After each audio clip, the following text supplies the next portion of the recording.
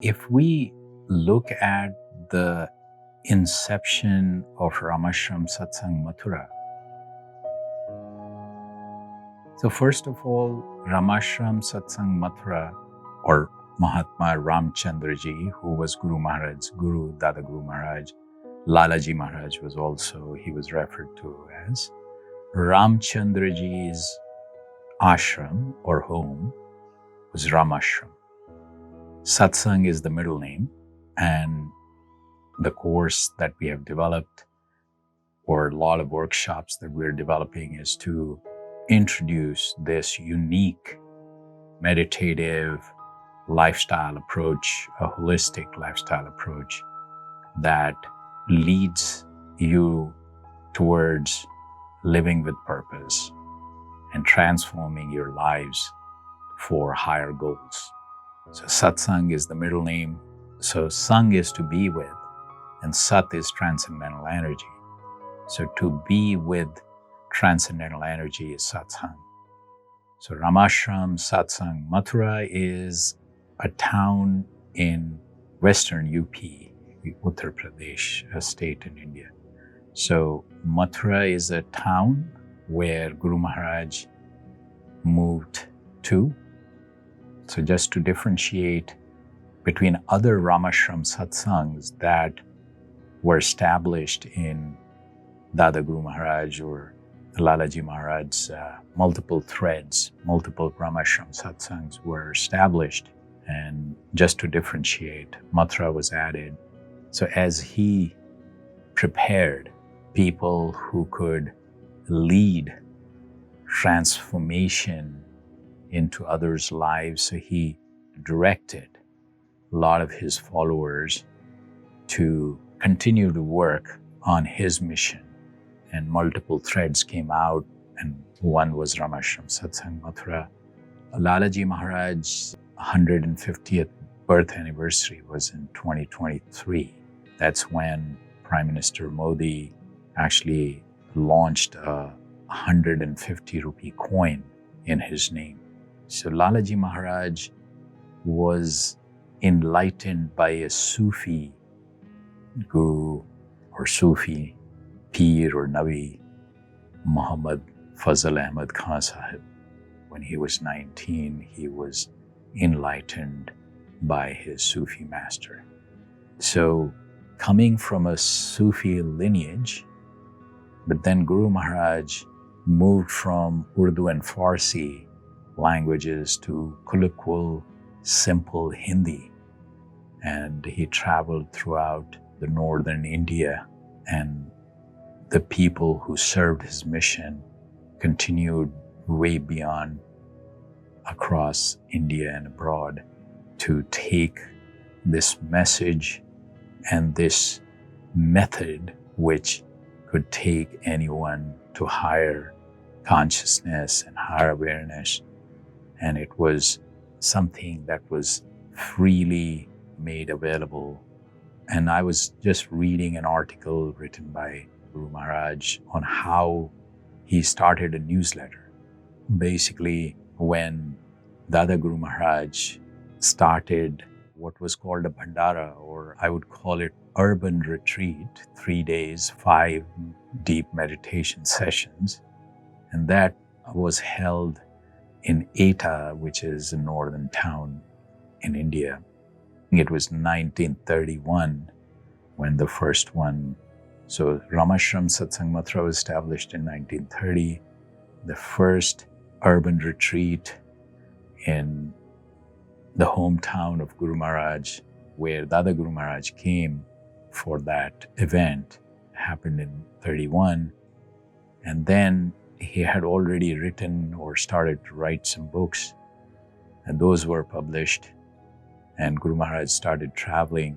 And that's when he realized that hundreds and hundreds of people were now joining this community, which he called family, and a spiritual family that he started developing. But soon it started to get very overwhelming for him as he was taking input from people.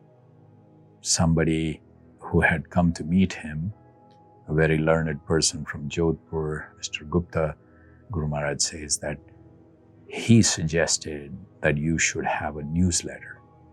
And the reasoning behind starting a newsletter, what he said was that today, and that's almost a century ago, which the state is pretty much the same, what he described was in 1930s, he's saying the materialism was at the rise. People were almost like in a delirium where the states are such that they do not know where they're going, but they are going. They're running almost like in a vicious circle. And if somebody, like a doctor, gave them a dose, they will wake up for a little bit and then will be unconscious again. So their consciousness, forget about higher consciousness, they were not in a conscious state, and they were just like blind leading a blind. And what he said was that he would have these meditative sessions and people would feel awake. People would feel that they are at a higher consciousness level, but that would not last too long. They would practice, but within a month or two, the practice will deteriorate. The effects will deteriorate, and they will be back in that state of delirium. That's the word he used, I guess. Or maybe it's just a translation of one of the words he used, Tandravastha.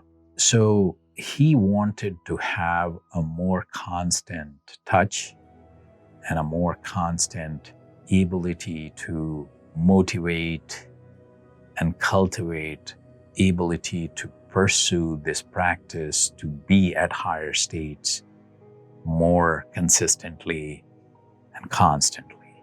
So that is when the Hindi newsletter Sadhan was born in 1933. I think that's the effort that we would make in English now.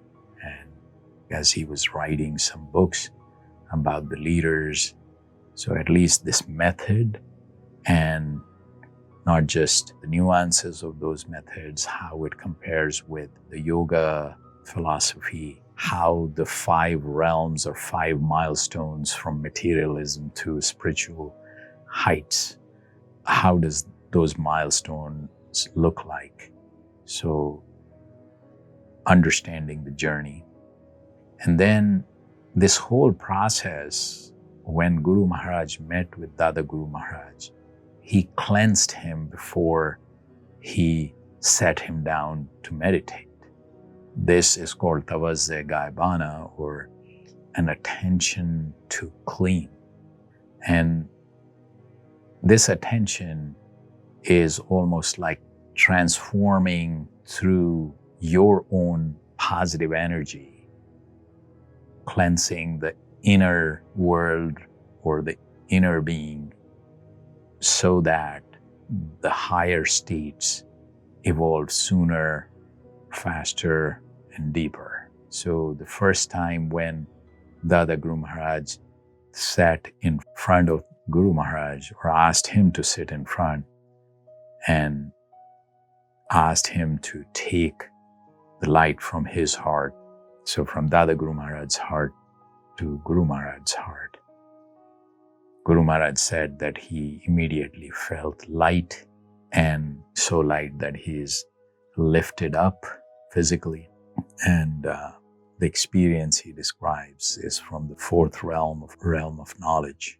And that's where Dada Guru Maharaj started him. This manifestation of light, or transcendental light, or manifesting transcendental energy, is core to the practice. So understanding that manifestation is key to understanding this process. We also talk about inner peace. We also talk about the significance of silence. And all that is key to understanding the depth and breadth of this practice. Thank you.